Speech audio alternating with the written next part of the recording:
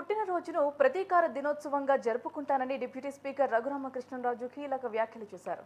2021 మే 14వ తేదీన తన పుట్టినరోజున తనపై రాజద్రోహం కేసు పెట్టారని చెప్పారు. తనను పోలీస్ స్టేషన్కు తీసుకువెళ్లి కొట్టిన విషయాన్ని మర్చిపోనని అన్నారు.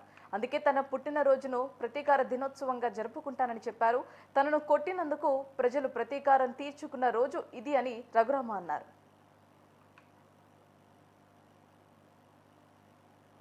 లాస్ట్ ఇయర్ ఇదే రోజు మనం పోలింగ్ మొదలెట్టాం. మరి చాలా చోట్ల అర్ధరాత్రి దాటి 14వ తారీఖు దాకా వెళ్ళింది.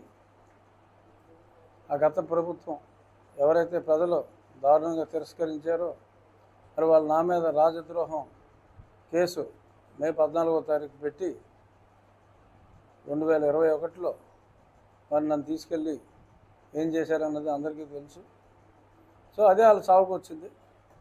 డెఫినెట్గా ఆ రోజు నుంచి నా రచ్చబండ మరింత ఉధృతమైంది. ప్రజలందరికీ వాళ్ళ ఎంత పనికిమాలలో స్పష్టంగా చెప్పడం జరిగింది. మరి వాళ్ళు తీసిన కోతిలో వాళ్ళే పడ్డారు. ప్రజలు కూడా అతను ఓడించాలనే కక్షతో ఓడించడం జరిగింది. సో ఈ రోజు నుంచి రేపు తెల్లారి వరకు లాస్ట్ ఇయర్ జరిగిన దానికి మరి ప్రతీకార దినోత్సవం అనుకోండి. నా పుట్టినరోజు నన్ను కొట్టిన తర్వాత ప్రజలందరూ కూడా ప్రతీకారం తీర్చుకున్న రోజు రేపు. సో ఆ ప్రతీకార దినోత్సవం రాధాకృష్ణ కన్వెన్షన్లో జరుపుకుంటున్నాం.